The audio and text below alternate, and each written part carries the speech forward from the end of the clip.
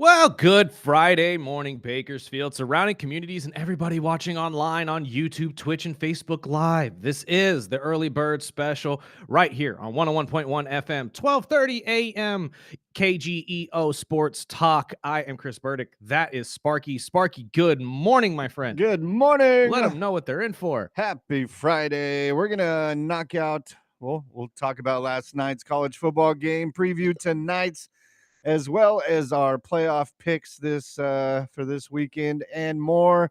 We got our buddy Chris Flail joining us at 8. Plus, we have a special treat. Local musician Masquerade of the Poet will be joining us at 8:30.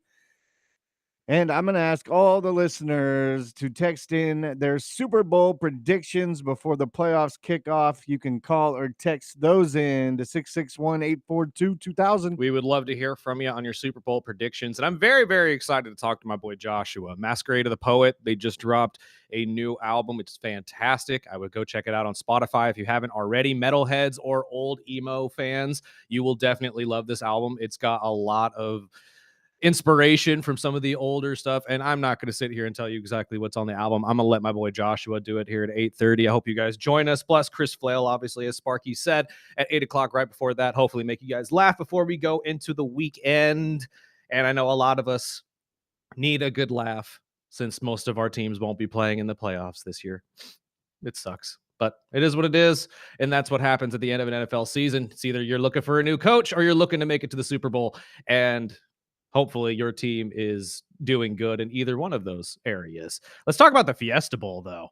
My God, what a football game. The U pulling it out 31-28 or 27? 27, I apologize. 31-27 over the Ole Miss Rebels and Trinidad Chambliss, who I hope this kid gets an extra year of eligibility just solely so we get to watch him play one more year at Ole Miss. This kid is special. He's got something, man. When the lights are at their brightest, this kid shows up, and that's what you want. That's why, personally, I believe if he wanted to, he could probably go into the draft this year and most likely could take it probably third, fourth round. I'm not going to sit here and say he'd be up there with the first rounders, but he definitely would get a shot at least at a job.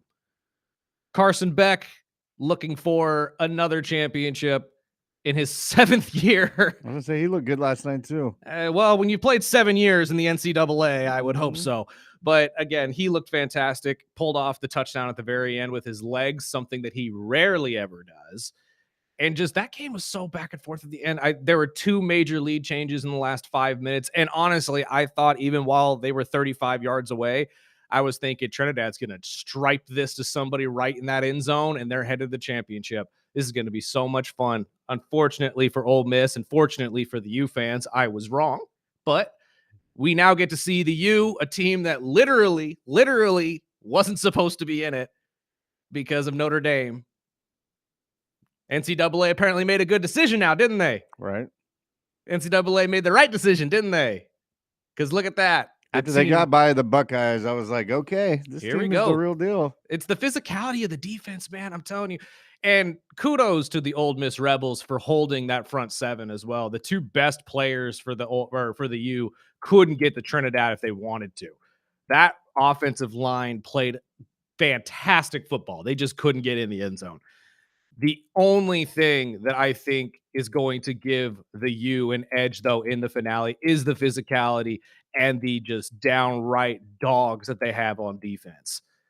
And if they could continue to play with this kind of just pressure on the defensive side, no matter if they're playing Mendoza or Dante Moore, it's really not going to matter. That's going to be the key to getting a championship down there to the U.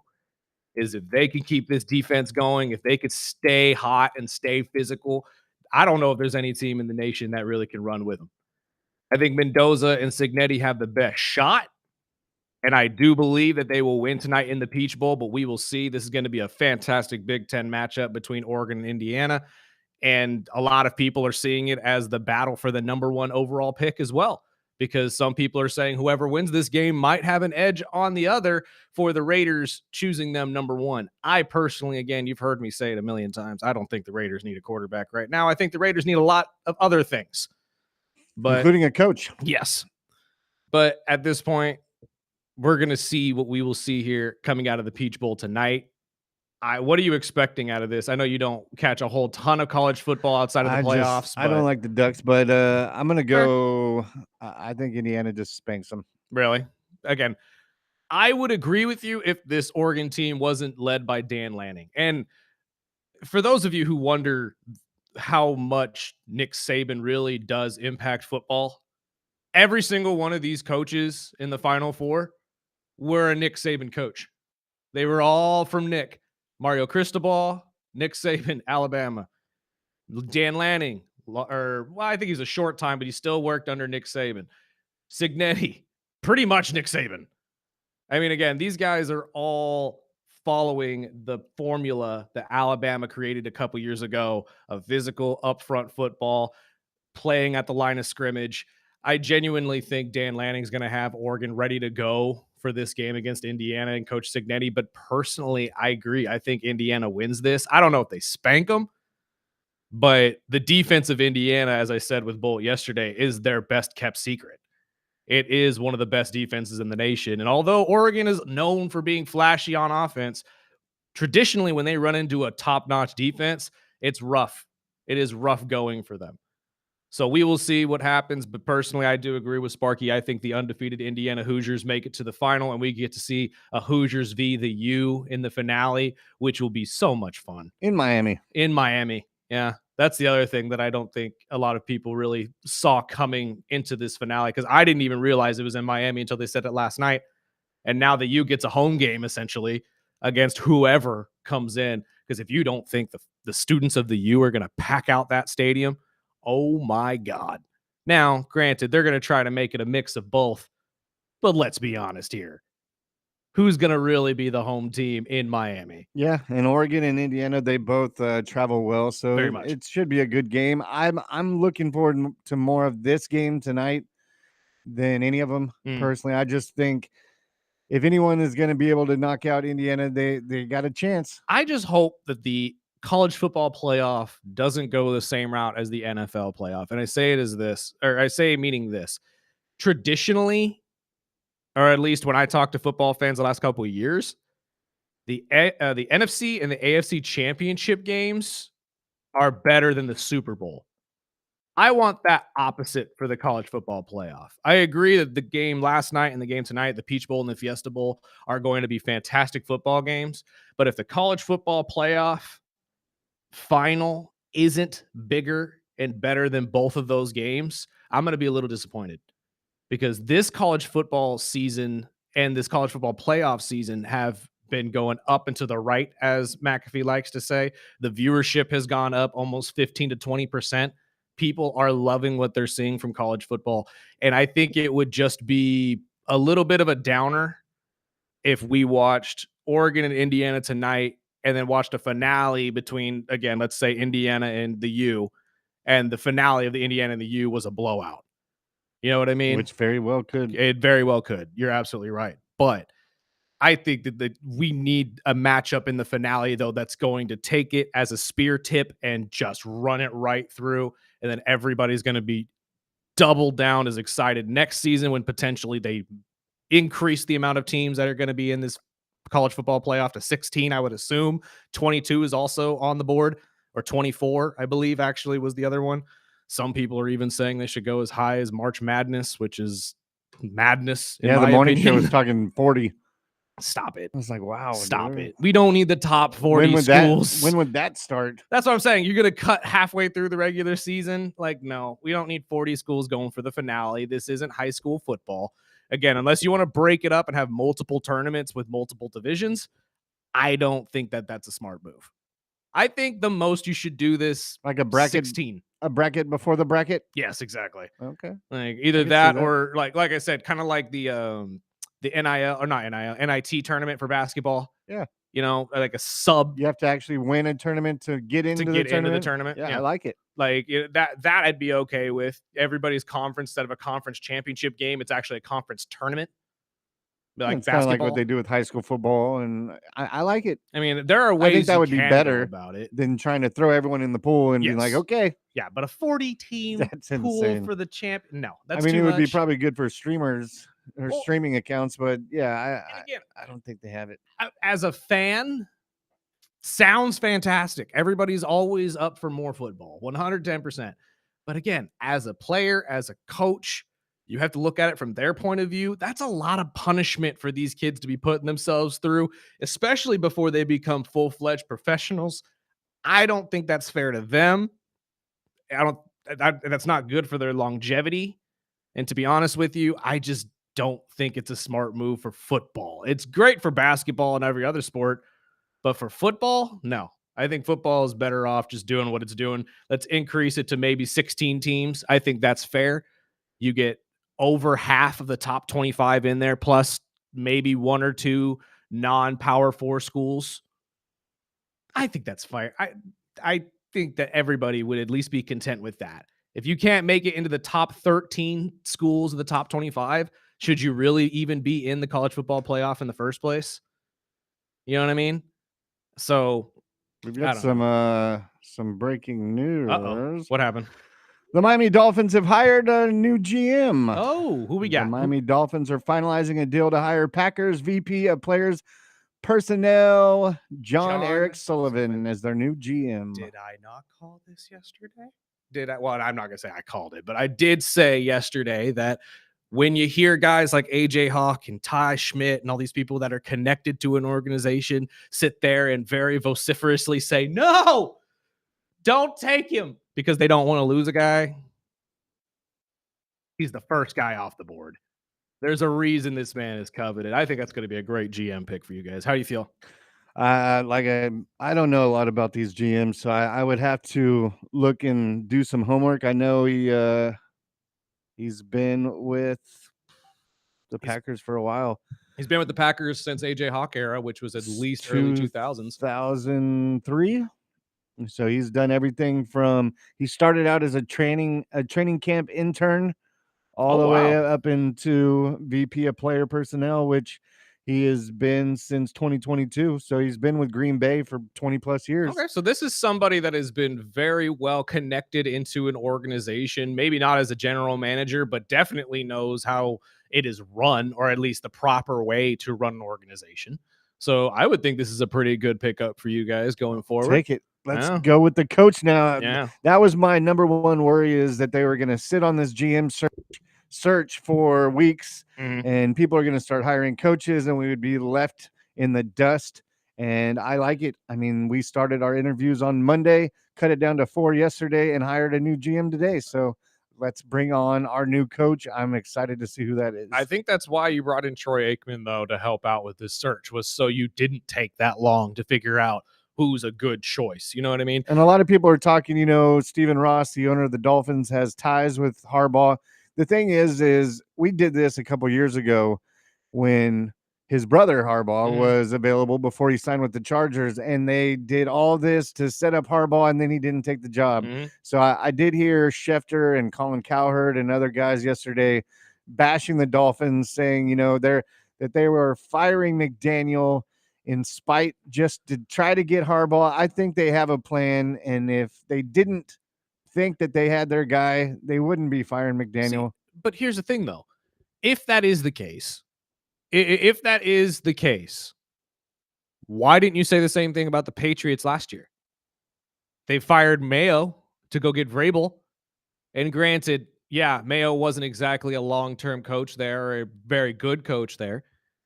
But if you're going to give grief to one team for moving off of a coach because they see a significant improvement, you need to do that to everybody. Yeah, you should have been doing it to Robert Kraft last year.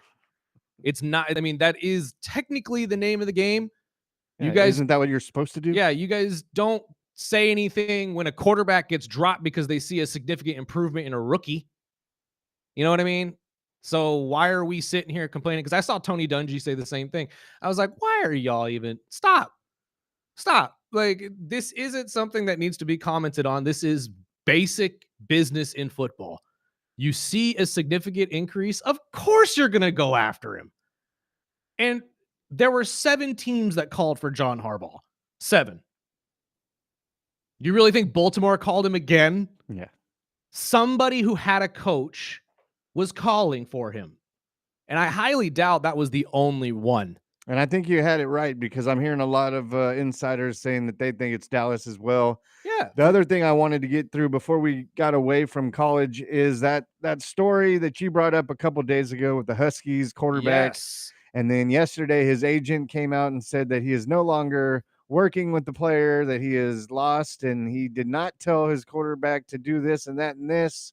Again, And then news is out that now he is indeed going back to Washington. Mr. Williams, I think, learned very swiftly what a legal organization can do when you break a contract. Uh-huh.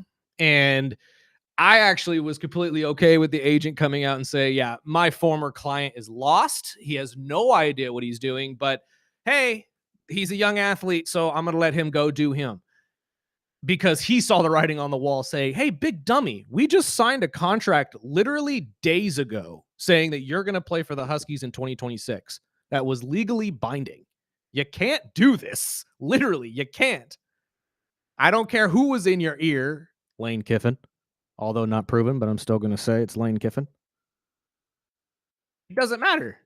You have to play for the team you agreed to play for. It's just good business. Now, again, as I said on Monday, this kid's 19, 20 years old. All he heard was a dollar sign and immediately thought he was just upgrading jobs.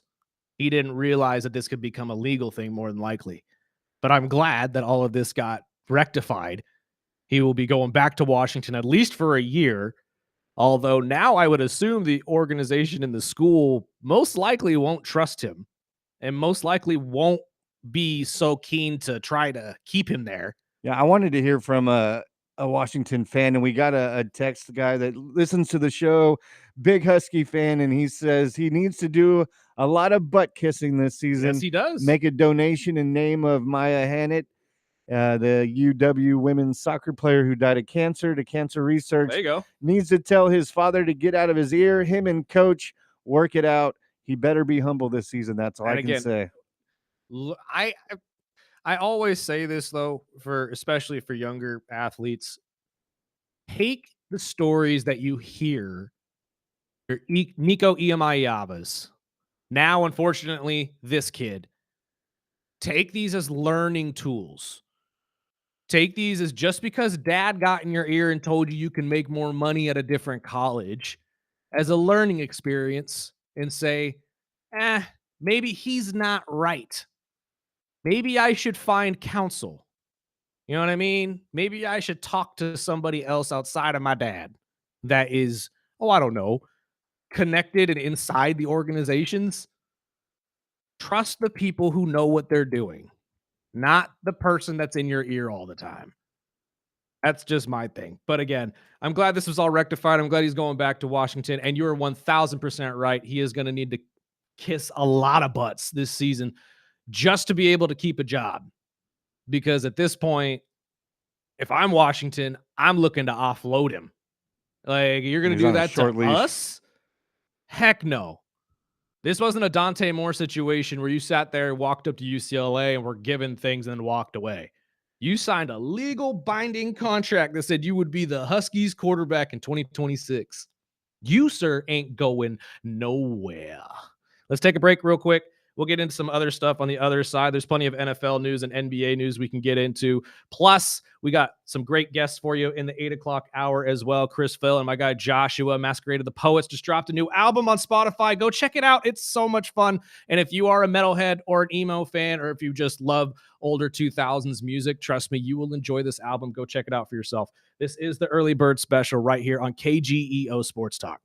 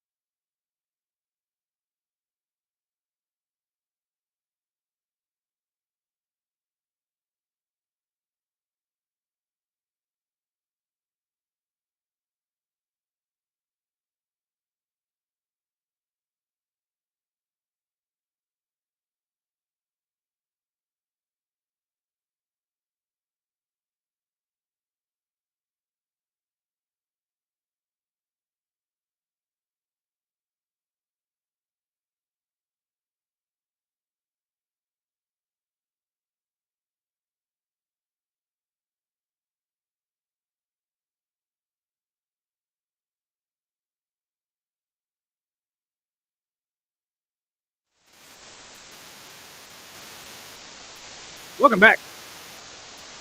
Early Bird Special right here on KGEO Sports Talk, 101.1 FM, 12:30 a.m.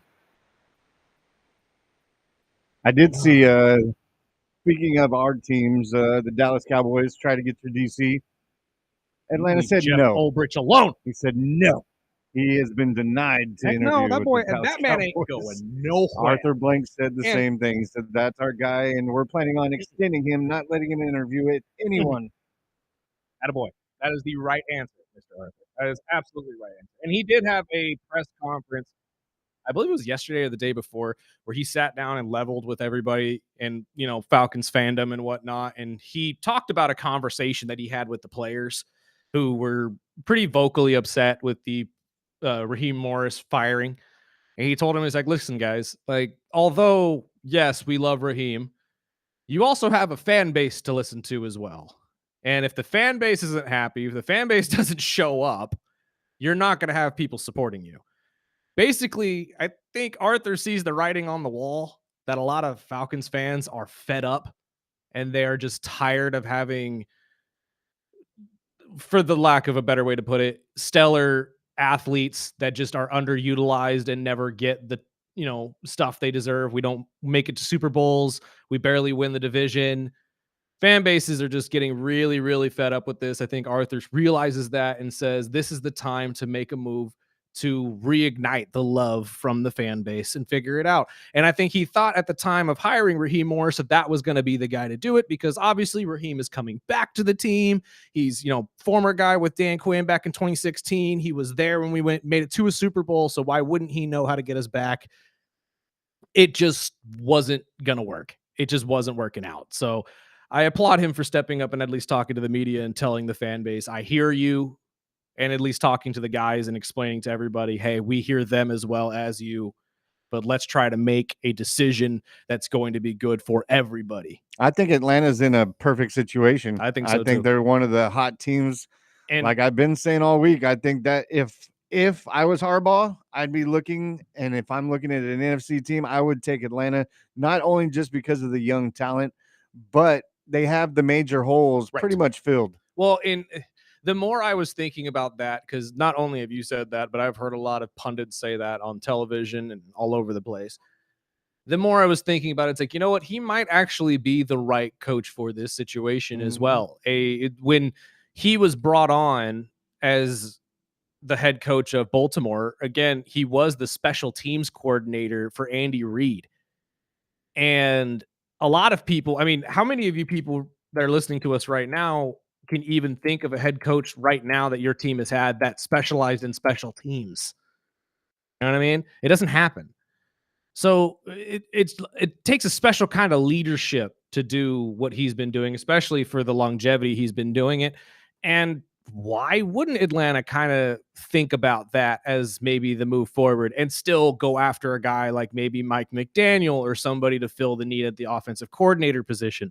Because to be honest with you, as I've told you guys a million times over, I think that is the best route for Atlanta to go, because then you have not one, not two, but potentially three coaches that are all on the level of being head coaches. Because if you don't think Jeff Ulbrich's ability to be a head coach is there, you're crazy. That man's turned around the Jets defense and Atlanta's defense. And we're talking about a defense that was historically bad at getting to the quarterback. That's why I know that name. Yes. Is the damn Jets. 100%. But again, we're talking about a defense that was historically bad at getting it to the quarterback. And he did it with rookies. So yeah, 1, 2, and 3. Maybe it is the right move for Atlanta to go hard in for John Harbaugh. But the more I think about it too, the best spot I think for John is the Giants. I think the Giants are in pretty much of an equally as good spot as the Falcons are. And I think just the New York media, everything would really fit John very well. And the Giants have been looking for that kind of a leader since Tom Coughlin. I think they would be up in that same conversation if they would have let that GM go. I really think they are shooting themselves in the foot letting that GM stay. But hey, things can change. Who knows? But I think Atlanta and I mean, hopefully Miami. But I really, everybody's been blowing up. Oh, it's going to be Miami and Harbaugh. Obviously, he's got the ties, blah, blah, blah, blah. I won't believe it until he signs that line, and I Yeah. don't think it's going to happen. No. I personally just do not. With this situation, like you just said about Atlanta, I would jump on that 99% of the time when you're looking at a Miami team that has so much crap to clean up, and they have an 11th draft pick, but they're dealing with Tyreek, they're dealing with Tua. I just think a veteran type coach that's not appealing.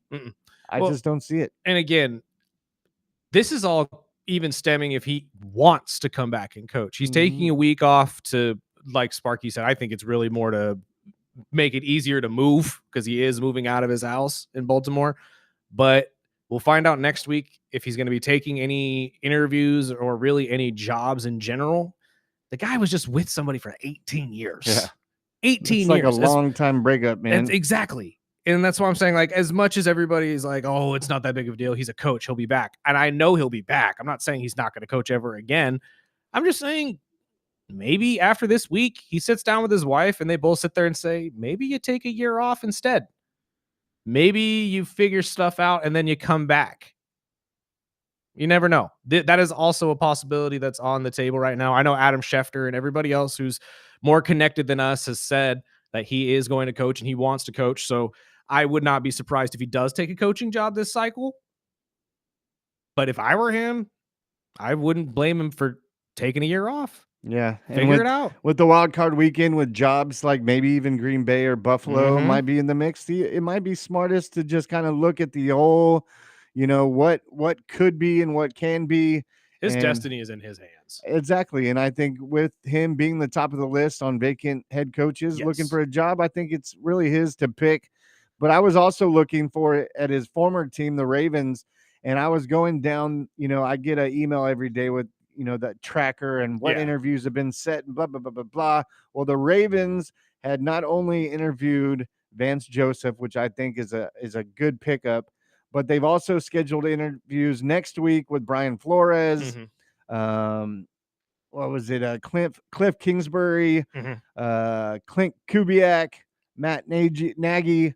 I mean, Dolphins our defensive coordinator, Anthony Weaver. I think all of those guys could fit in with a team like Baltimore, and what we've talked about with whether it's McDaniel, which I think if he was smart, use his skills and be an offensive coordinator with one of these powerhouse teams, whether it's Atlanta, Detroit, something like that. But there's also rumors that he could get some interviews with not only the Browns and Titans, but now the Raiders could be in the mix. I just don't. Why?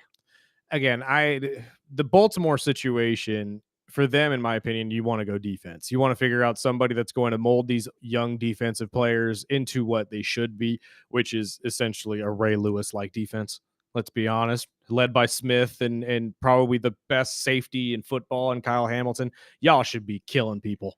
You really should. Well, if you're the Falcons owner and you have the ability to either bring in Harbaugh or bring in Flores and McDaniel, which one would you take? I wouldn't take in Flores into Atlanta. I don't think Flores is a good fit for Atlanta, and that's not that Flores isn't a good coach. It's more of just I think Atlanta needs somebody that's a little more.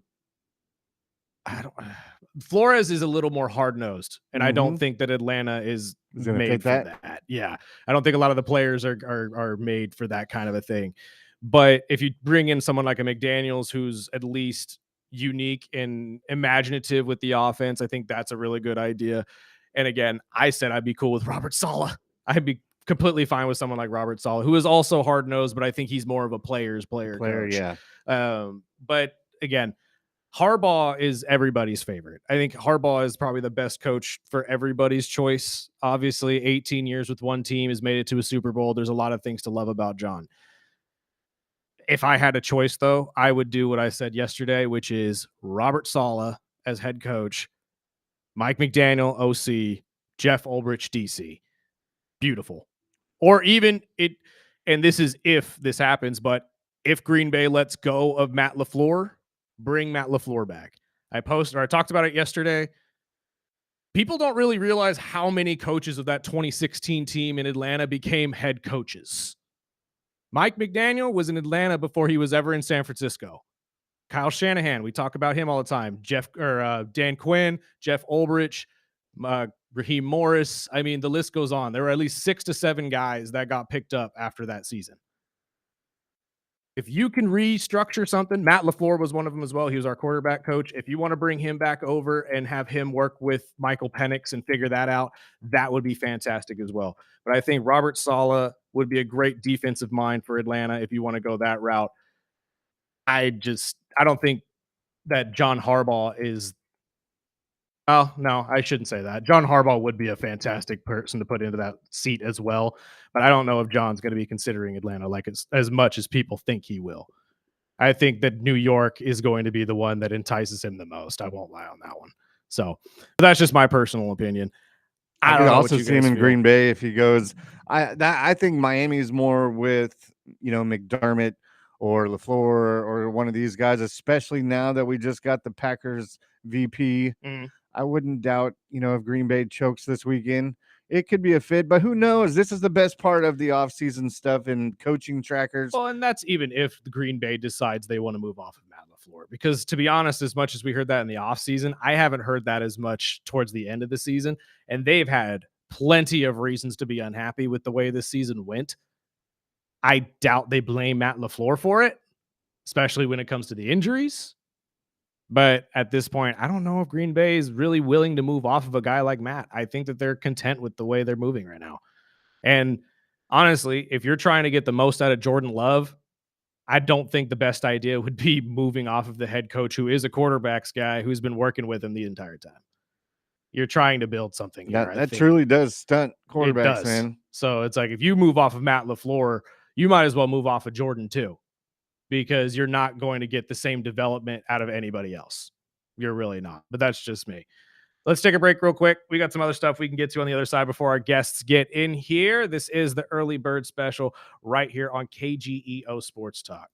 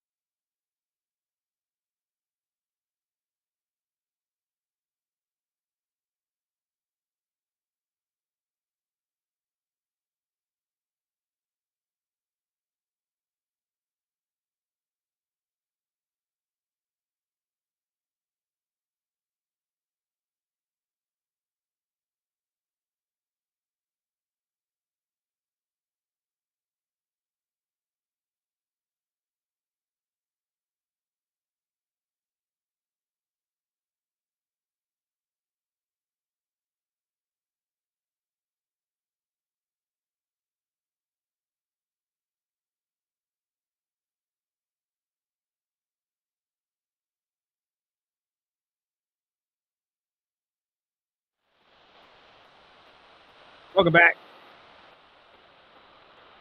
And before we get into some other headlines, I did want to bounce off a couple stories I found this morning, some miscellaneous stories.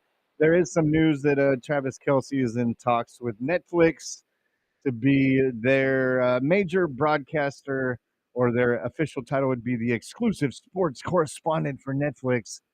And they're trying to lure him to retire and take this deal.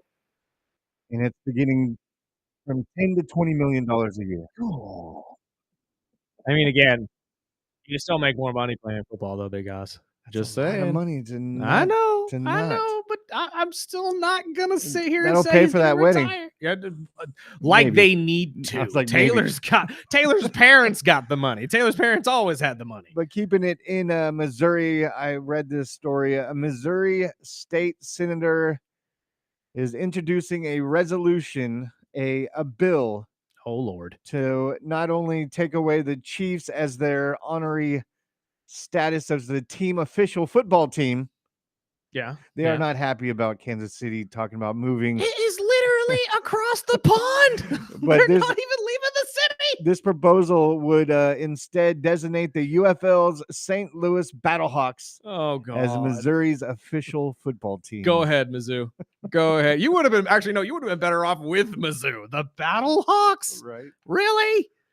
Well, at least somebody wants to actually pump up the, what is that, the UFL? Yes. Yeah. Somebody's super salty is what it is. And I Yeah. get it. Don't get me wrong. We all love Arrowhead. No one wants to see Arrowhead go away.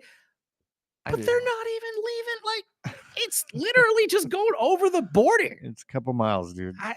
But legendary NFL broadcaster and pretty much one of the best, Al Michaels, has officially signed on for another year. Yes. To be the play-by-play announcer for Prime Thursday Night Football. I'm all this for it. dude is 81 years old. I know, man. and I'm all for I it. had Keep it no going. idea he was that old, but dude, this is one of the only, like, this really is one of the only jobs that you can do until you run yourself into the ground. That's his exact words. He said, I will do this and instead, or I'll do this until I can't. That's the dream, man. That'd be if me. I'm 81 and that is me.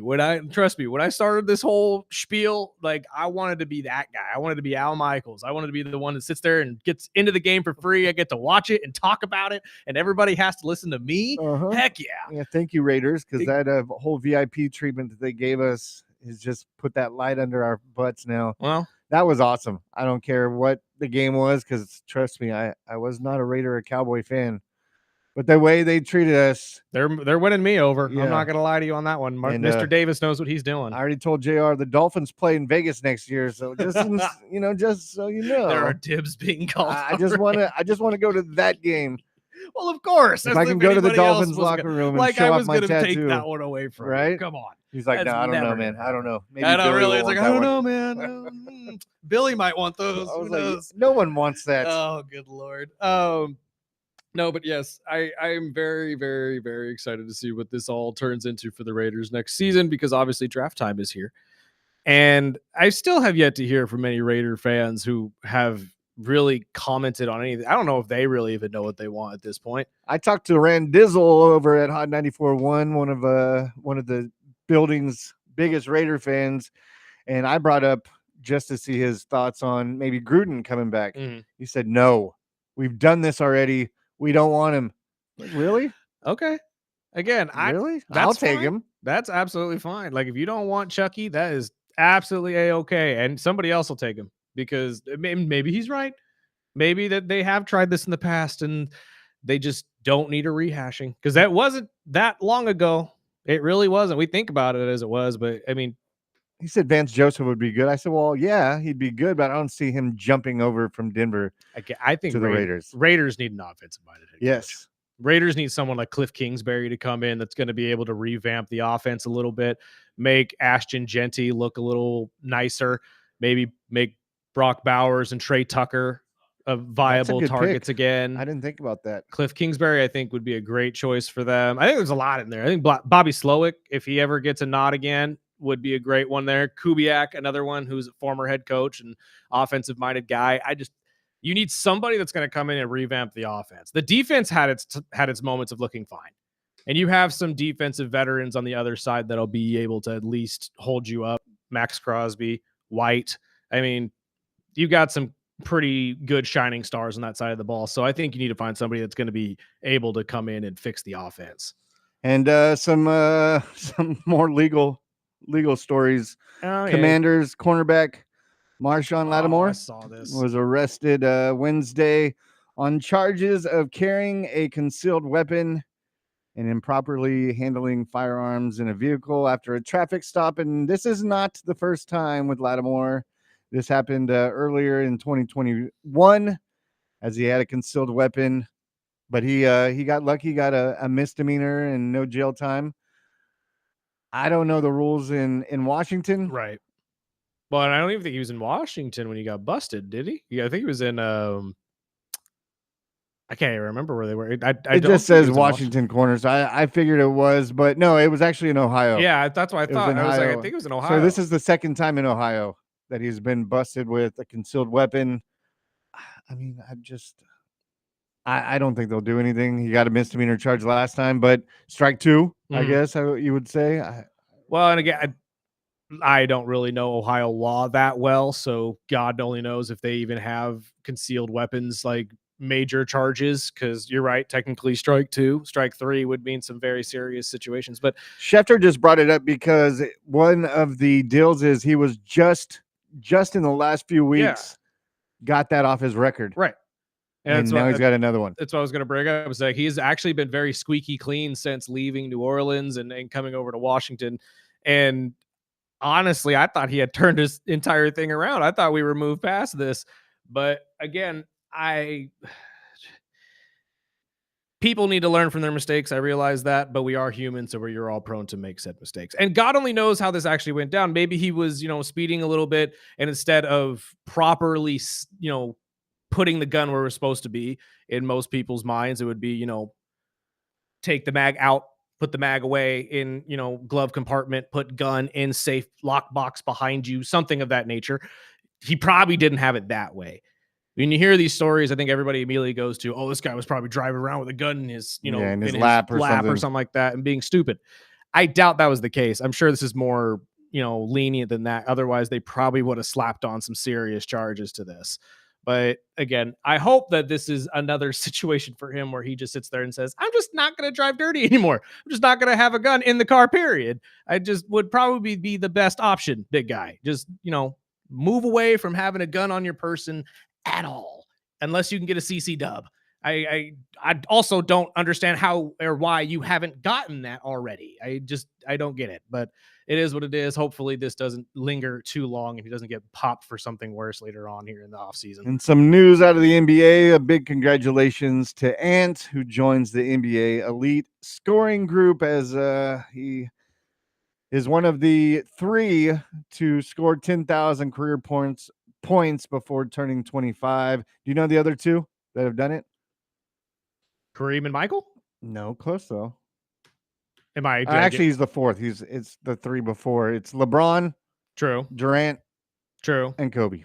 Oh, okay, cool. Yeah, no, that's all newer, younger players. I don't know why I immediately went to Kareem and Michael. Maybe because you think of points, you think of those are the 2. Yeah, as the top 2, to be honest with you. But good company to be a part of. And to be honest with you, I think that this is just the beginning for this kid.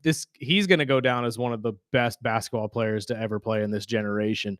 He really is that talented. And do you think he wins a championship with Minnesota? Because honestly, the way they manage the team and the way they are managing this situation, they've only gone downhill since letting go of Karl Anthony Towns. Yep. So, I agree. And do you think he plays his whole career there? No, no way whatsoever. Because if you're not going to be competing for championships, he's not going to be sticking around. Anthony Edwards isn't Giannis Antetokounmpo. He's like, don't get me wrong, I'm not saying he's not a loyal player, but let's be honest, if he has a chance to go and win a ring somewhere, he's going to want to go and win a ring somewhere. Yeah, just like Garnett tried to do. And we were talking about it, or we weren't, but there were people that were talking about it last season that he could potentially get moved just solely because he wants to play for a winner. So I don't know. That's why I have to rack my head around it, but I just don't see Minnesota really shooting for that star anytime soon. Although him and Julius Randle have really shown up and really become a pretty solid tandem. I just think they may need a third guy. They may need a third star to come in here and actually round out the team and make them a title contender again, especially going against teams like the Thunder and the Spurs now, who I cannot be more impressed with the way the Spurs have been playing this season, especially with Wemby coming off the bench most of the time and their star rookie Harper coming off the bench too. Like it has I been like Harper, man. incredibly impressive. I was reading, I think it was Bleacher Report last night, and they were going down like the top 5 trades that could happen before the break. And I think it was ESPN. I think I might have seen this. the Timberwolves was one of those main teams, but they were mentioning Trey Jones from Chicago. I was like, no, please, God, no. Well, again, they need somebody else. They need a third guy to really help round this team out and get a big 3 going in there because you need all the talent you can get on the West Coast right now. And speaking of Giannis, the team or the player that was mentioned with Giannis, because obviously Milwaukee wants to bring in some more talent to at least keep Giannis around. And the number one name that kept bringing up was Michael Porter Jr. That's the best you can And get. I was like, is that really? You think that's going to be the selling point for Giannis? I would try to get a hard sell for Jamal Murray in Denver, especially since they're not exactly clicking like they used to. You know what I mean? I was thinking maybe like Moody or Kuminga or something maybe like that. somebody like that. Yeah, from 'Cause Golden State is is just not going doing downhill. it. Yeah, I think you need to snatch some of these bigger stars. And don't get me wrong, I love Michael Porter Jr., but I don't think anybody in Brooklyn really is going to be a star player to come in and help the Milwaukee Bucks come back to some relevancy here. And talking about trades in the East Coast too, we talked about Trae Young's trade to Washington yesterday, and the news has come out that they aren't going to play him very much at all this season. In doing so, trying to save their first round draft pick from being taken away from them because it is a top 8 protected draft pick here. So the Wizards, even though trading for a star player, are still apparently going to be riding the tank train all the way down until they crash. How do you feel about that? I mean, I'm seeing the same thing with the Hornets. They're trying to do the same thing with LaMelo. I was just, I mean, why make the trade? I mean, obviously you're wanting to protect what value you can keep, but I mean, at the moment, again, it's a top 8 protected pick. I can't remember who owns it, but they're so trying early to get in the it season, back. though. That's what you're worried about. I know. And again, it's at this point, I think Washington just knows from the last couple seasons that they just don't have a lot of talent on the roster. Even their number 1 pick from a couple years ago, Alex Starr, hasn't really become anything. And he was supposed to be this next big French player for them. I think that their entire idea is they see this next upcoming draft class is going to be pretty stellar. So why not already plan to get somebody that's going to pair well with Trey, and then you come back with multiple young stars next year. But yeah, when I had read that or saw that yesterday that the Washington Wizards don't plan to play Trey Young very much this season at all, that shocked me. Why did you trade? Yeah, for him? why with the trade then? Why even, unless they had the conversation with Trey before this and said, hey, we want you, but we're not really planning on making a move or making a push for a playoff spot here for another year and a half, 2 years. And then he probably sat there and said, you know what? I haven't been playing in the playoffs in Atlanta for this long anyway. So what's the difference? Right. And then just went to Washington, who's probably just going to be more willing to pay him than Atlanta was. All about the money. We'll have our buddy, local comedian Chris Flail, joining us after this break. We'll run down our football picks. We'll see what Flail thinks. I will put money on it's probably Philly. Yeah. And if you have time, call or text in your Super Bowl predictions. We've got a couple that have texted in. We'll use that to round out the show. Plus, we have local musician coming in at 8:30. I can't wait to hear more about that. I've been listening to his album since it came out. I'm digging it, dude. Yeah, it's a great album, Masquerade of the Poet. Go check it out. My guy Joshua will be in here to talk about it. And he is somebody who is just a brilliant mind. He started as a hip-hop artist and then transitioned into this. I can't wait to get his story because I think you guys are going to love it as well. This is the Early Bird Special, though. We will be right back with our comedian Chris Flail right here on KGEO Sports Talk, 101.1 FM, 1230 a.m.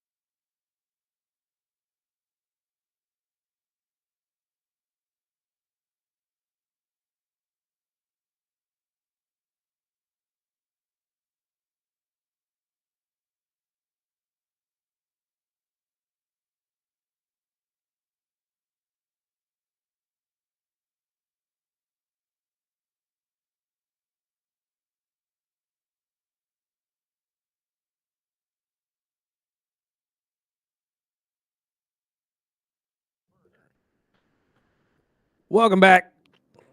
Early Bird Special, Hour 2, right here on KGEO Sports Talk, 101.1 FM, 12:30 a.m. Are we having trouble? Can you hear?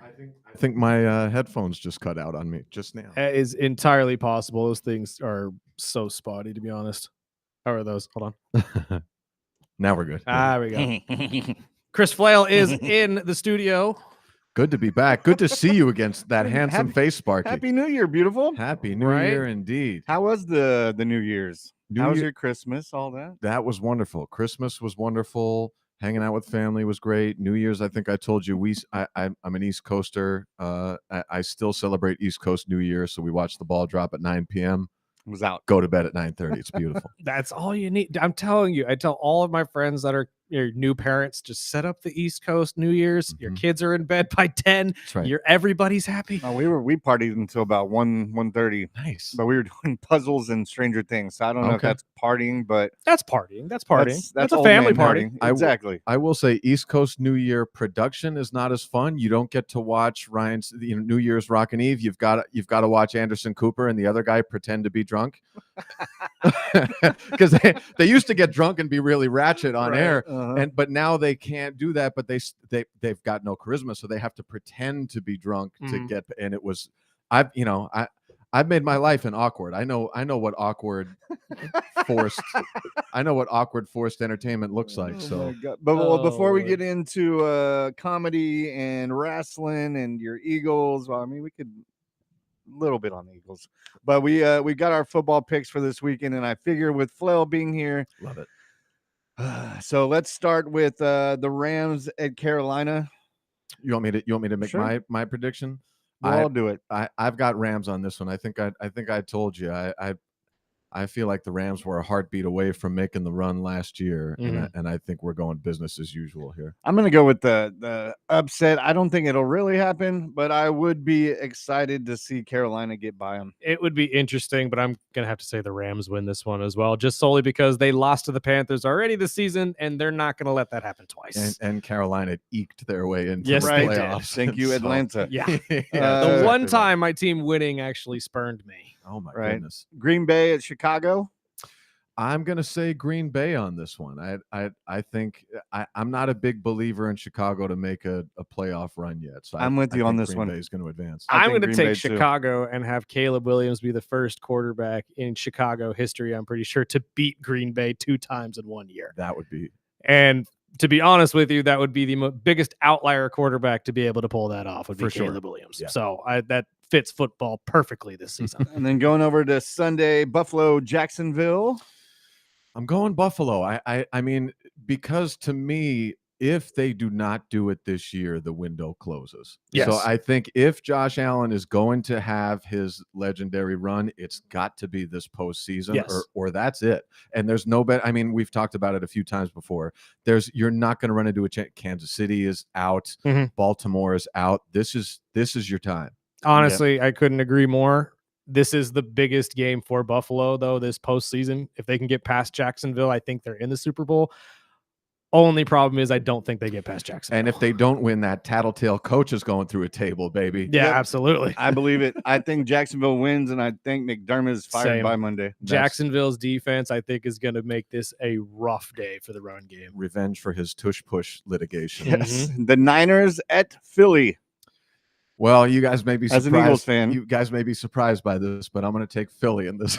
Really? in this Surprise, scenario. surprise. That is exactly right. It does make me nervous, though. I saw a lot of people on Twitter saying that San Francisco is the preferred matchup here, and I just do not agree. No. Yeah. Brock Purdy's a house on fire right now, and Christian McCaffrey is the kind of guy that always, no matter what the defense, no matter what the team, that always seems to carve up Philly. And so it makes me very nervous, but I think we've got just enough firepower to eke out it. I think it's going to be another ugly one. I think they were banking on the fact that if you had to play anybody in the NFC West, it should be the Niners because of how banged up the defense is. Yeah. Compared to the Rams, who are now probably going to be fully healthy in this first game, and the Seahawks, who have one of the best defenses in the league, it would have been harder for you to win those games than it would be for the Niners.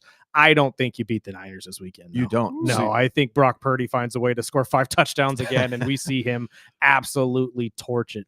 I think this one's going to be close. I'm just really worried about what Philly team we're going to get, as well as the Niners team. You could say it on both sides. I will go with Philly just to jump on. To You were change it up always with you were Flail. always my favorite on the show. I will say. this week.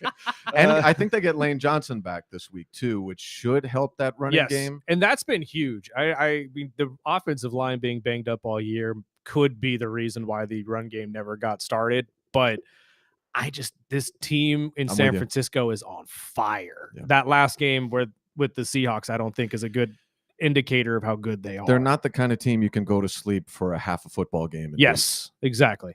Wrapping up Sunday will be the Chargers at New England. I keep waffling back and forth. I do too. On this one. This one is tough, and I'm just going to come down to the coaches. I trust Jim Harbaugh more in the postseason That's than I fair. do Mike Vrabel. I want to see more out of Vrabel. You know, he put together great teams with Tennessee. He never put together a big run. I'm yet to see that from him. So until I see it, I don't believe it. That's a good point. That is a very good point. Honestly, I lean more towards health and weather.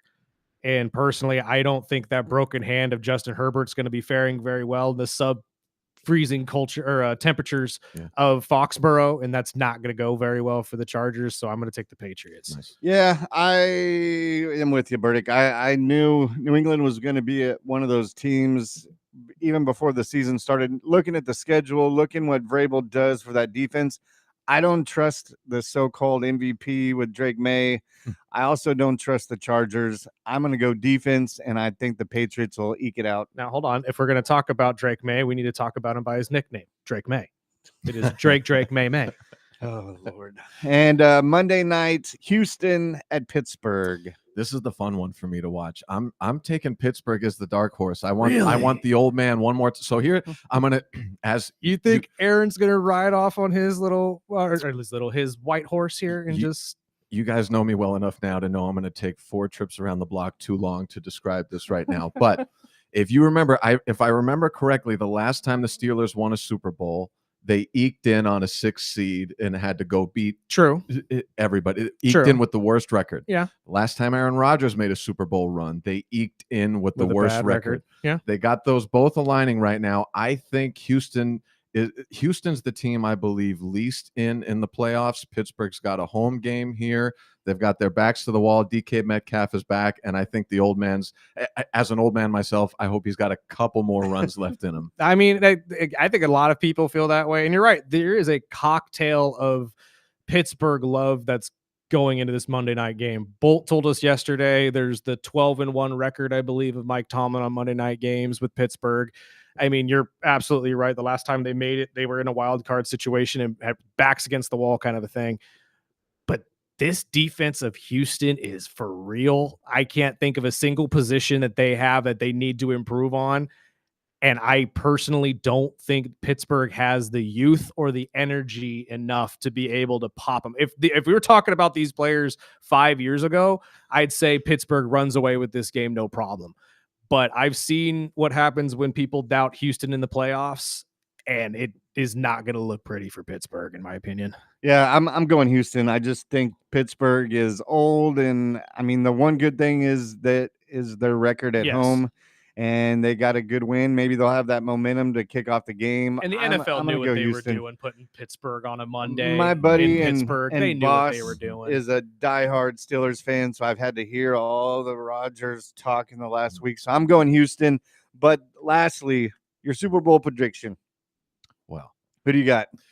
I mean, I feel like the NFC kind of speaks for itself when it comes to me. The Panthers?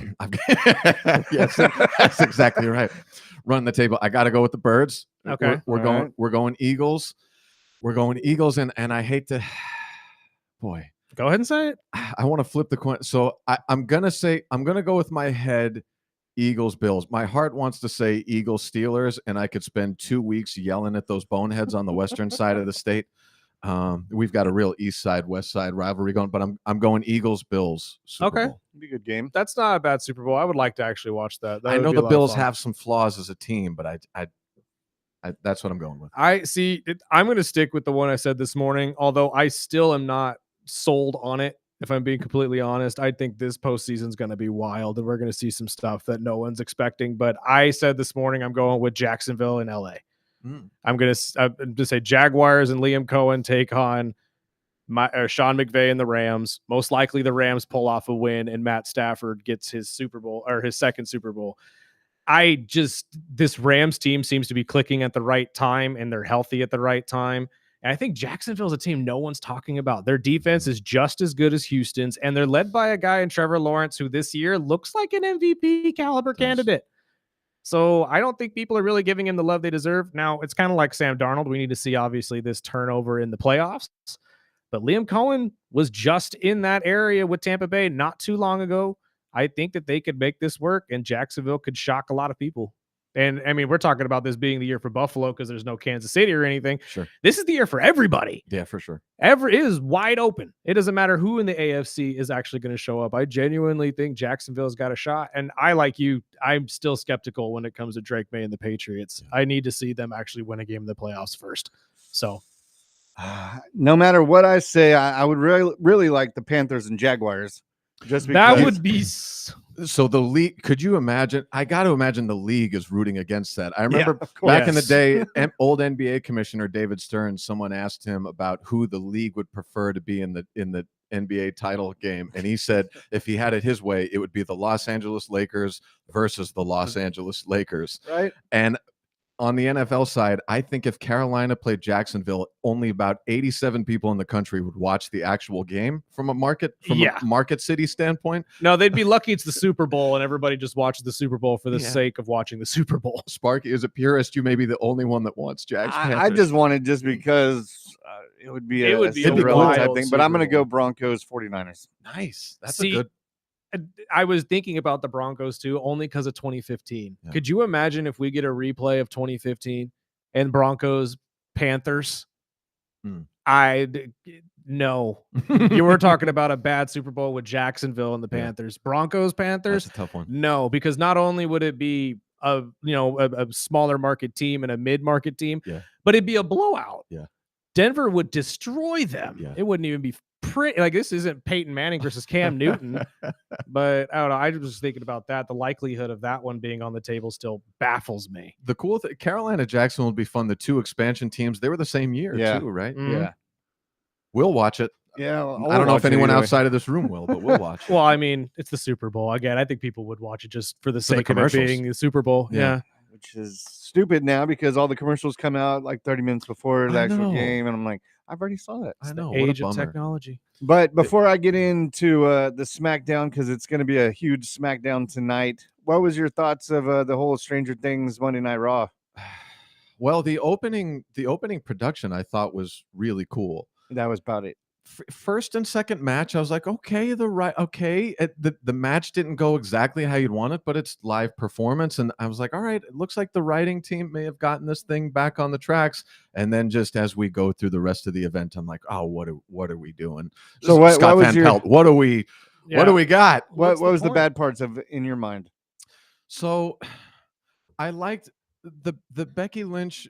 Maxine Dupree, I like the idea of Becky getting away with the belt, but they just rehashed the storyline all over. Reset. They just hit reset, and they did it again. They did it in that weird roll them up pin way that they always do. The legal pin. They blatantly teased their own audience with a Jericho or some similar return. Didn't give it. The Braun Breaker CM Punk match. I mean, if you're gonna have I get that they pre-framed, the CM Punk having Rey Mysterio's back and all that stuff, but they were setting that up as though there was going to be some sort of big return or something big to take out. Yeah, like the legends were all going to get together. Yeah, you've got no Jericho return. You've got no Seth return, which would have really made sense for the storyline for Seth to be the one that knocks Braun Breaker out of his title contention. Right. They had no Roman. I know the Usos were there earlier in the night, which was also weird. Which was also, all those cameos that I was like, man, the 95 minutes of commercials. It was just, oh my gosh. And really Netflix doesn't allow me to fast forward anymore. Yeah.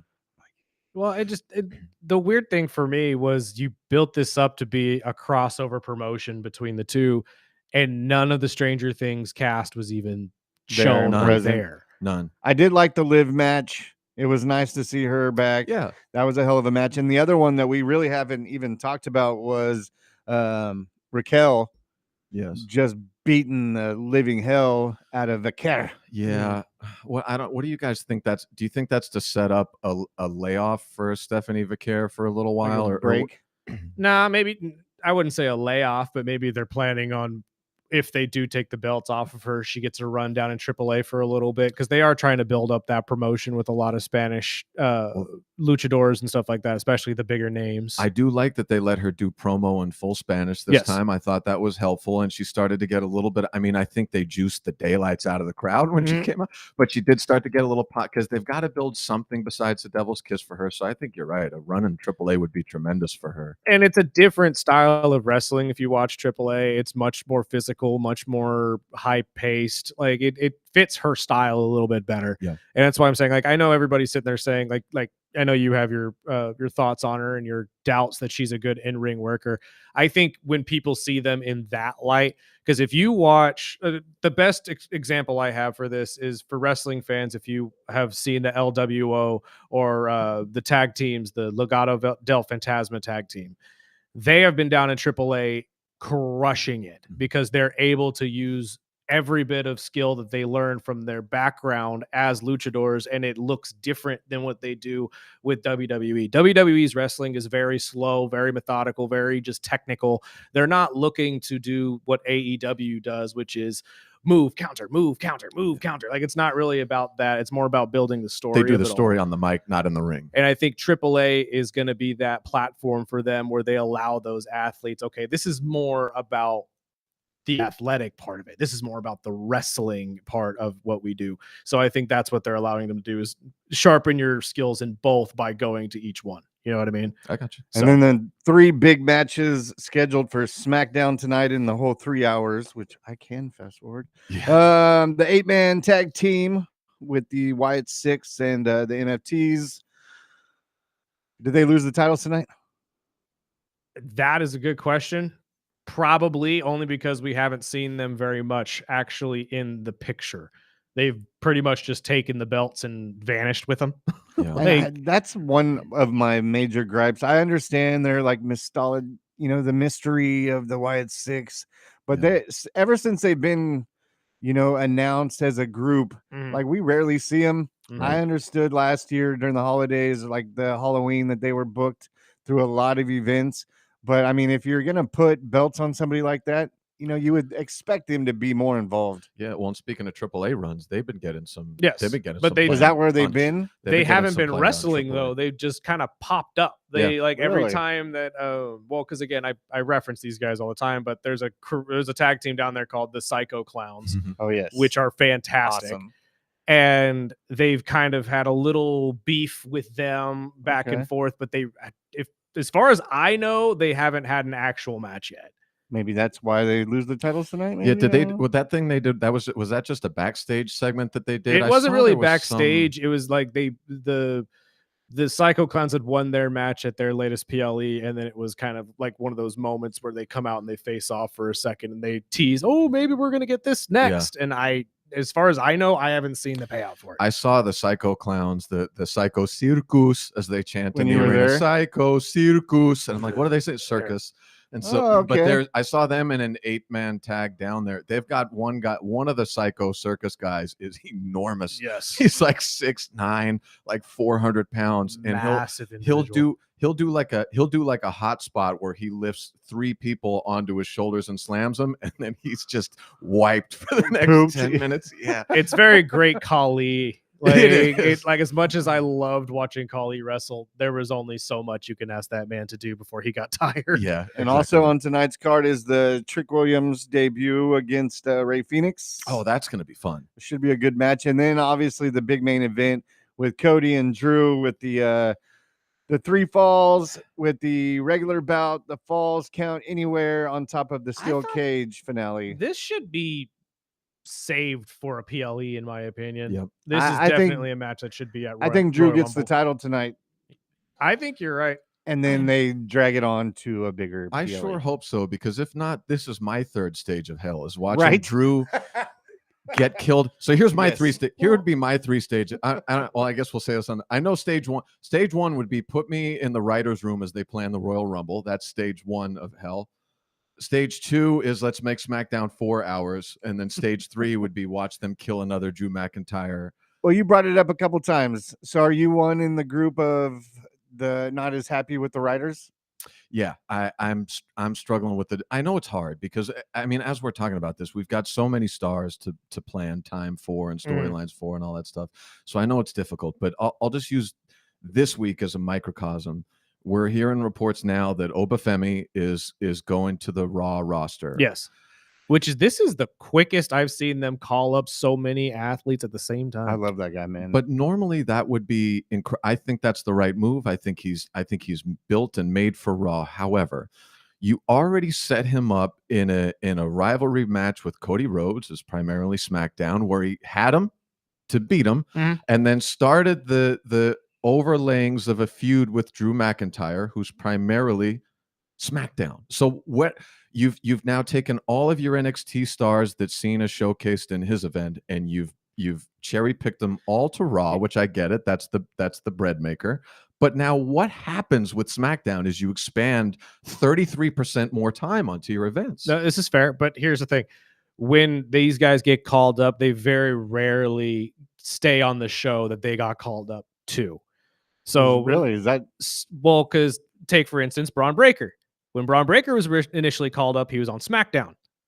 And remember the long list of matches that they gave Braun against nobodies, and then we had the storyline of him getting really mad and saying that you're underutilizing me, and then walking out on SmackDown and going to Raw, and then we've had him on Raw ever since. That's right. These guys aren't like stoned into one show. Like I think that they're going to start Oba on Raw, probably give him some shots at the Intercontinental title on that show, maybe take it off of Dom, which is out injured, right? Yeah, at the moment, yes. And then we see the crossover with Drew. I think that's more the likelihood. Well, I think going with you is like the SmackDown deal, because like we've talked about that with KG, is where there's a lot of wrestlers out there that it feels like they are running out of stories with them, or they don't know what to do. It's like the Damian Priest match last week was awesome, but I was getting sick and tired of that whole story. And he was, even in his promo, he was saying, dude, this has been 6 months. Well, and out of solidarity with your boy Karrion Kross, I just have a hard time watching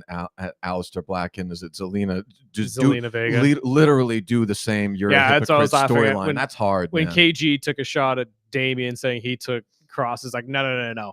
Aleister and Zelina are taking Karrion and Scarlett's spot, which is so much worse. And if you've ever been replaced with an imitation, it's really unsettling to watch that whole thing. It's difficult, but also like just for me, as if I were an executive there, I would want SmackDown to be on par with Raw. Yes. We moved Roxanne to Raw. She became a star. We moved Julia to SmackDown and she's disappeared. Why not call up a Lola Vice who's got some heat for a rivalry there? Why not bring Obafemi to bring some refreshed, renewed energy to the SmackDown shows themselves? Right. Well, and that's I think me and Burdick have been the only one that hasn't really had a problem with the writing. I get some of it is not going to be perfect, but it's a start of the new year, start of a new season. A lot of these stories that we're getting is almost reset. It was the same thing with like the tag team titles for the women's division. Like, okay, well, we just did this. Sure.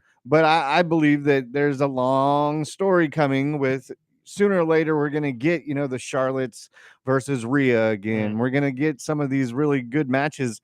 And even with what is going on with Liv, sooner or later, Liv's going to be back in the big show matches. But I think they're working out something where now Raquel can do her own path without Liv, which is I'm looking forward to. Same. Raquel's one of my favorites. So, with her training with Kevin Nash, Diesel, you can see it now with her her whole attitude. So I'm excited with that, but I'm wondering the same things. Like, where's the Finn Balor's? Where's these guys that I've kind of missed out? Hopefully they'll have a story, but I'm so sick and tired of the other guys, the same repeated stories like Sami Zayn. Like, dude, just go to the back already, man. I'm just so over it. I know, and it's not fair. I feel the same way, and in my mind, I go, it's not fair that I feel like this because he's earned it. He's a great worker. He's a great worker in the ring. He's fine on the mic. I look at him the same way I look at The Miz, where it's like, man, Yes, you do everything right. You've built yourself up to be like your own superhero, and it worked, but I still don't like it. And I was expecting Gable to be back. I don't Monday. like myself for not liking it, but I still don't. I don't know what the timetable is on Gable. I was thinking the same thing. I was like, if anybody came back, maybe it was going to be Chad this week. But again, I have no idea on that regard. I agree when it comes to Sammy, but I think that's why Sammy eventually will be getting the belts and will be getting this kind of love from people, because at the end of his career, he will be a Miz. He will be somebody that you know is a jobber and is just willing to take the pin. But I don't know. The thing with SmackDown going to 3 hours to me is that we've had one glaring issue on that show, which is the champions have no real threats. Right. And it's been the problem with all of them. And it's led to long feuds with people who don't have belts, that people really don't care about that feud at all. And now that we're going to 3 hours, that's where I agree with you that I do think they need to call up a lot of the young talent to help them out with that 3 hour gap. But when you look at the roster right now as it sits, basically all you would be doing is making NXT the initial walk-in, the single or double A, I guess would be the best way to put it. Mm-hmm. And then SmackDown would be, their next stepping stone is on Fridays, where they go to SmackDown, and now that's or triple A. And then Raw is now the main event because it's on Netflix, and it's hard for them to really pull these stars off of Netflix. Well, here's a question. Pretty much. Do we reach the point where it doesn't really make sense anymore to have the rigid structure where there's Raw stars and SmackDown stars, where it would be cool to turn on the TV and that is kind of why they got rid of the draft. Who's going to be there. I would love that. That is why they kind of got rid of the draft, is they didn't want the idea of there being two rosters. They want to blend it all so it's one giant roster. Say they did that and just said, you never know what's going to happen. Would they cut those belts in half? That's tough. I think that would be the only thing that you have to keep on a show is the champion. I do think it's always been, at least in my mind, a little bit difficult to hold in place the WWE title versus the heavyweight title anyway. Yes. It would be nice to see some sort of union of those, but then I kind of write again, this is where I go to say, for all my criticisms, it's got to be hard to be in that writer's room. Yeah. No, I mean, one thing I'm super happy about is Melo getting a title. Yes. Finally. Yes. Because that guy has been working his butt off. And I had just read something too that said that he was starting to have those moments of doubt that it would ever actually happen for him. And it was weird because it said in there, like, there was a quote from him about a conversation he had with Paul Heyman, where Paul Heyman said that he was batting 1,000, but he was batting 8th in the lineup. And it's like, that is a rough thing to tell an athlete. Yeah.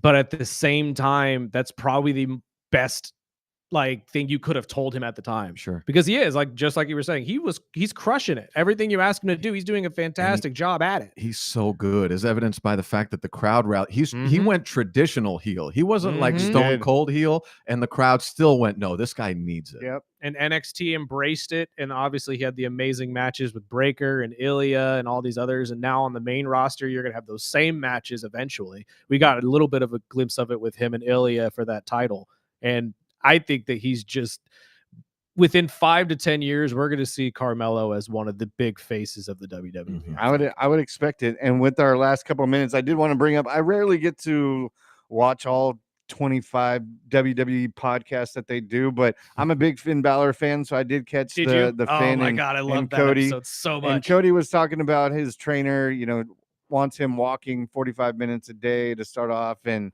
he was saying, well, I just walk around the neighborhood 45 minutes and I light up a cigar. So I don't know if that's still healthy or what. But then Finn jumps in. He's like, it's all good, dude. I get high while I'm training. Dude, I'm going to start using it. Early in the interview, I heard him say something that made me kind of nod to it. I was like, really? He said, it was 20 after 4 in the afternoon, if you get what I'm saying. And I was like, okay. All right. And then he just flat out said it at the end. He's like, I smoke weed when I train. I was like, whoa. I'm like, my boy is a pothead. What the hell? And you can Balor. Yeah. The Irishman loves the green, man. Finn Balor. Yeah. That is awesome. But now that it's 2026, I know you took a break for the holidays. Any upcoming shows that you're working on? I've already said no to my first nice. in town here, but still we're working on the tour. I'm going to put a little tour together for the spring outside of here. I'm actually, speaking of walking on the treadmill 45 minutes a day, day. I've been doing that because I'm going to Hawaii in 2 weeks and trying to be a little less fat than I am. Nice. So I'm probably doing a show out there, and my guess is we're looking at probably mid to late March. We'll start traveling around Very this cool. little Beautiful. county and region doing some shows. Awesome, We're going to get you at the well at some point. I would imagine probably at some point. I mean, they've been very gracious and understanding with me. Like I said, I've been trying to branch out with going out of the area, because I've been doing this 11, 12 years, and I caught myself doing the same Sets. victory lap 25 shows a year. And I'm like, God, I could see myself doing this the next 15, 20 years. I want to try to book some stuff outside and build a following. And then the next time I come back to town, have it really mean something that I'm doing a show here, as opposed to me going, hey, I promise if you come out, I'll give you a good time. I'd rather have a little bit of some juice going. So that's my long, I'll be working journey. to get you on my my birthday party at the basement. So we'll get you down in the Woolworths, even if I have to interesting give you party milkshakes. thought. I'll make every exception. It's not a show. He just wants me in his Nah, basement. I know that's what I'm just want saying. It's you a be at my birthday party in my basement. I'll give you milkshakes. Oh, good Lord. Say no more. Come down Homemade to the basement. milkshakes. That's too. exactly right. Sir, thank you so much for your time. Thank We you, boys. appreciate you. We will see you in 2 weeks. Are you back next week? I'm back next week. You Yes, can't get rid of sir. me, baby. Fantastic. We'll see you next week All then. right, see you guys. Let's take a break real quick. We got a fantastic local musician coming in next, talk about his latest album. This is the Early Bird Special right here on KGEO Sports Talk.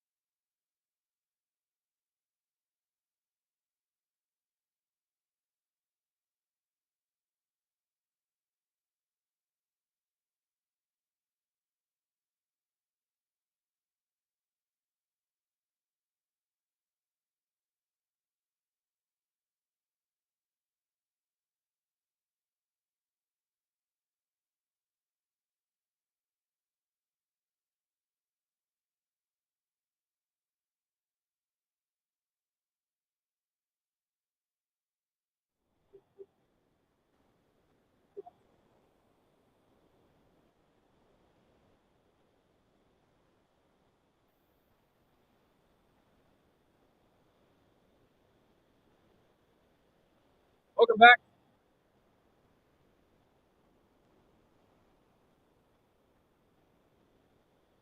Wait for Sparky to turn.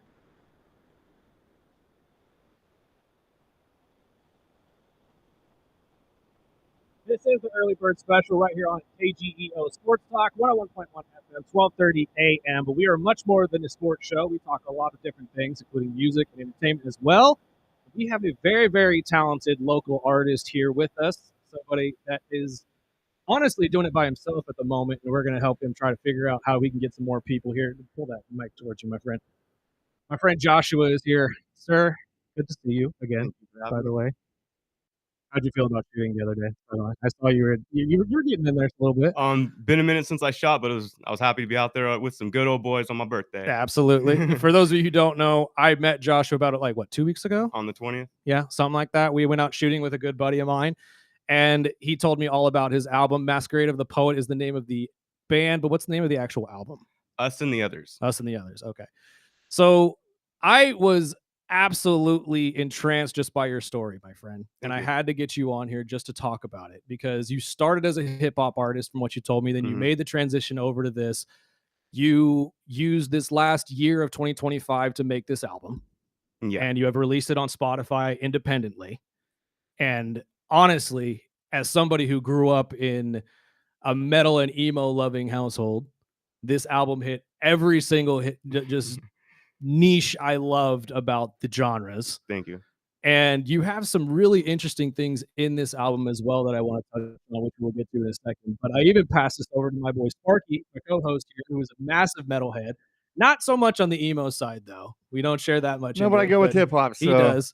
I'm excited to hear more about the hip hop side too. But like he had mentioned, kind of the do-it-yourself. I mean, I know I grew up in the 80s where you had to have a full-piece band, and a lot of bands, that sounded good live.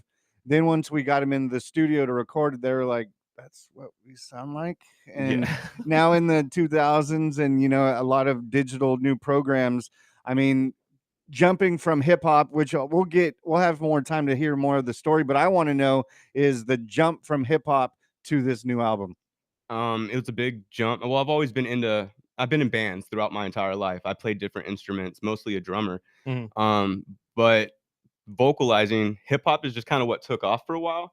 But making the jump, it wasn't hard for me because I'd already been into that style of music. However, I found it more of easier to develop a strategy in writing. You'll notice I kind of swing in and out of hip hop throughout my album, at least in the sense of my cadence. And I think timing with the science of hip hop writing has definitely helped me convert. But I definitely haven't blended the genres of fans yet.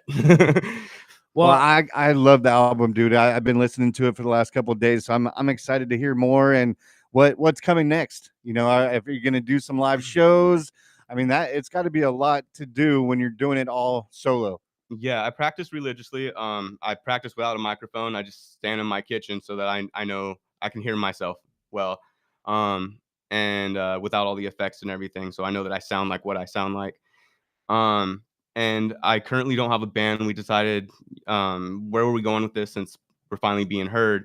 And one member, she's a stay-at-home mom. The other member, he's losing his father at the moment. So we all decided I'm the only one in the position to really take this somewhere. So I'm currently by myself and I'm absent of members. I have plenty of material. I have about another half an album recorded, which I'm calling Melancholy. And I need a band. Well, before we get to you reaching out for the band and the tour and everything, let's talk about the album that's already out. Okay. What inspired this? How did you really get this started? And what made you make the transition to a different genre, like Sparky said? I was getting bored with rap. I hate to say it that way, but I love listening to it. I always will, and I did.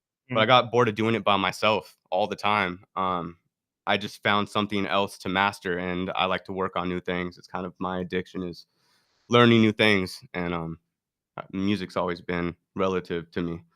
Well, that's the cool part, man. When you're an artist, it doesn't matter if it's hip hop, rock, metal. The thing is putting the art together. Yeah. And you can tell by track 1 all the way to the track I just played, which is my favorite one. Mhm. That's being a producer. I get to Thank pick you. the song I Yes, he play. does. That was a heavy But- day for me. I wore myself out I on that believe one. it. I believe it. I had no voice the whole next day. I don't even practice that one. What was the inspiration for some of the songs? Well, I'd say it's inspired from a few different frames of mind. Edgar Allan Poe's Mask of the Red Death, Nice. Nietzsche's God is Dead, and then the movie Interstellar. So I kind of set in that metaphysical mind space. Okay. And while I was in that metaphysical headspace, I've also, I have an autoimmune disease. So I was just kind of sad.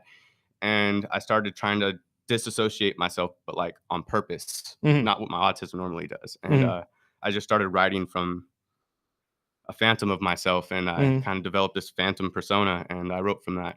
Talk about that in your life with autism and the autoimmune disease. What autoimmune disease do you have first I and have foremost? Crohn's disease. You have Crohn's. Okay. So talk about your life with that. How has that impacted your entire, just your musical career? My musical career, I'm still yet to see how that affects me, but I was an athlete most of my life, and now I struggle to put on weight. And Wrestler or no, MMA actually. Oh, okay. I You did fit in well on this show. We I have did- 559 on all the time. I did boxing. I did MMA. I fought out of Ivanhoe. Okay. So, Very cool. I went to La Sierra Military Academy. I fought out of there. When did you find out that that couldn't be a thing for you anymore? When just rapidly losing weight, my body not taking on nutrients, Really? feeling weak a lot. My last big hospital stay, I got out like 113 pounds. I'm up to 135 now. I work out every day. I feel good, Mhm. but it's hard to stay there. Mhm. Do you think that that will be an impact on a tour? No, there's plenty of people that live with Crohn's disease, and I do it without medication. I'm very healthy. I don't do drugs. I don't do alcohol. Right. No, that's awesome, dude. Like, honest, that's why I was concerned for a second. I was like, wow, that must be really rough to have to go through. Plus, like you said, you took this entire year to make this album and really get this thing started. You definitely have a passion for it, and you want to go further into this. What I'm sorry, what has inspired you to take this to the next level?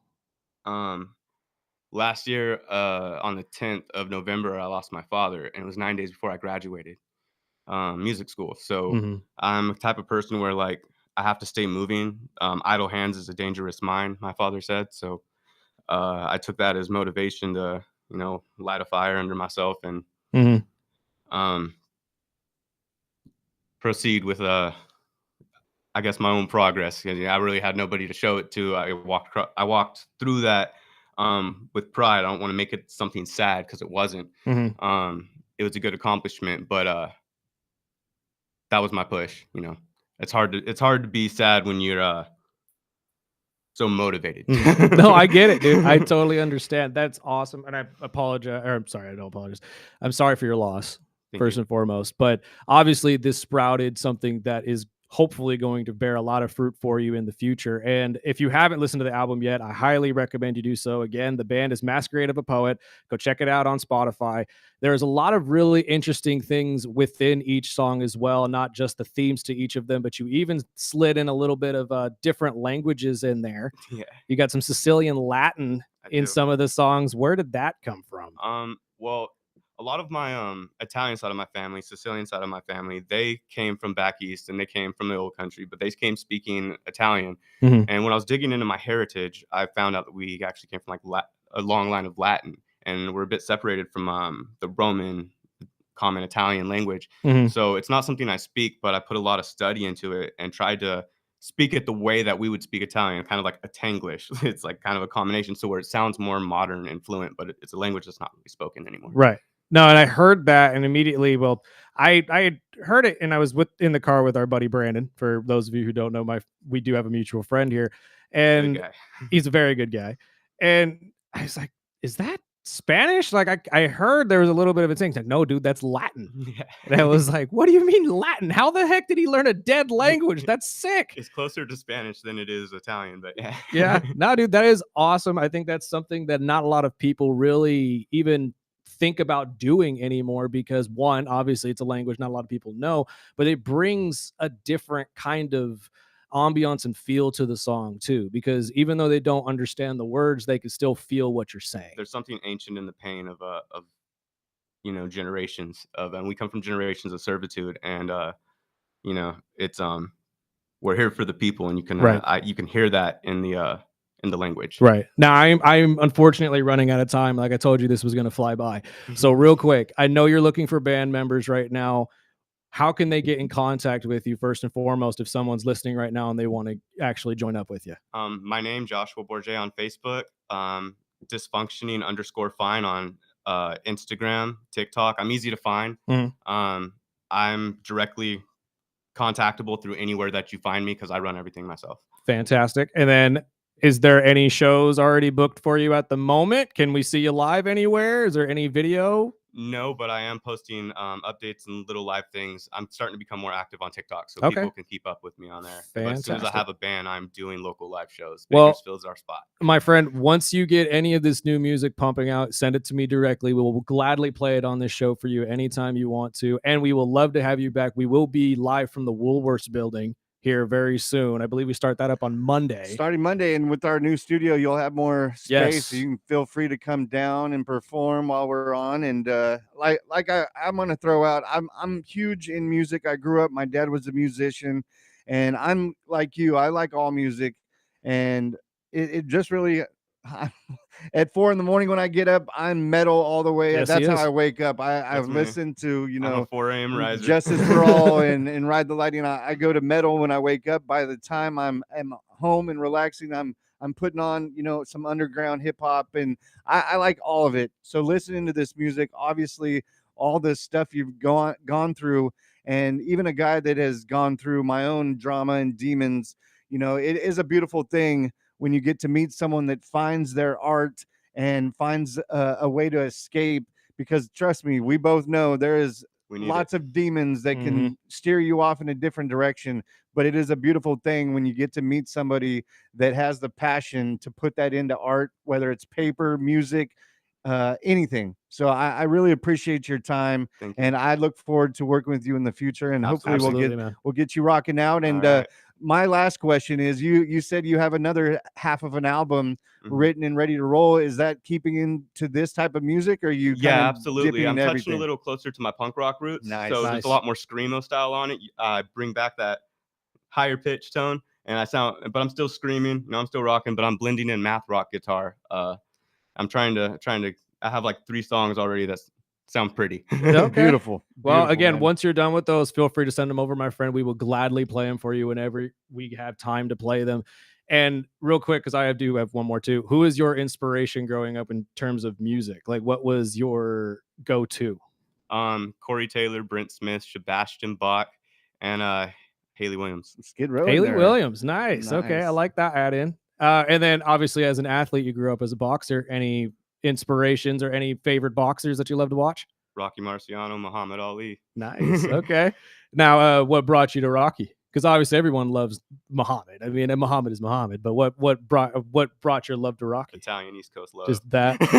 You ever actually go to Philly and run up the stairs and do the Rocky thing? Nah, but if I'm around, I'm doing it. You know what? We'll get the tour going and we'll make sure Philly is one of those destinations. We'll make that a video.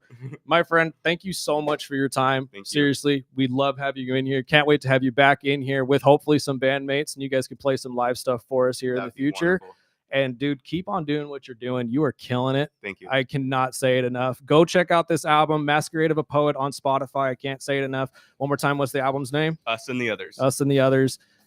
Go check it out. Share it with your friends. If you're an emo fan, if you're a metal fan, or if you're really just a fan of music, you will love this album. I have a documentary out too. Do you really? What's the name of the doc? It's just called Masquerade of the Poet, a documentary, or MOTP, a documentary. Find it on Spotify, anywhere else. Fantastic, Shows man. a picture of my face. Heck yeah. So if you want to learn more about our guy Joshua here, go check out the documentary as well. Sir, thank you so much for your time again. Really appreciate it. And thank you guys for listening today. We really appreciate you as well. Join us back here on Monday, 7 to 9. We'll be live from our new studios at the Woolworths building in downtown Bakersfield. But until then, enjoy a slate of incredible football that you'll hear right here on KGEO Sports Talk. A lot of NFL playoffs. Sparky, let's go home.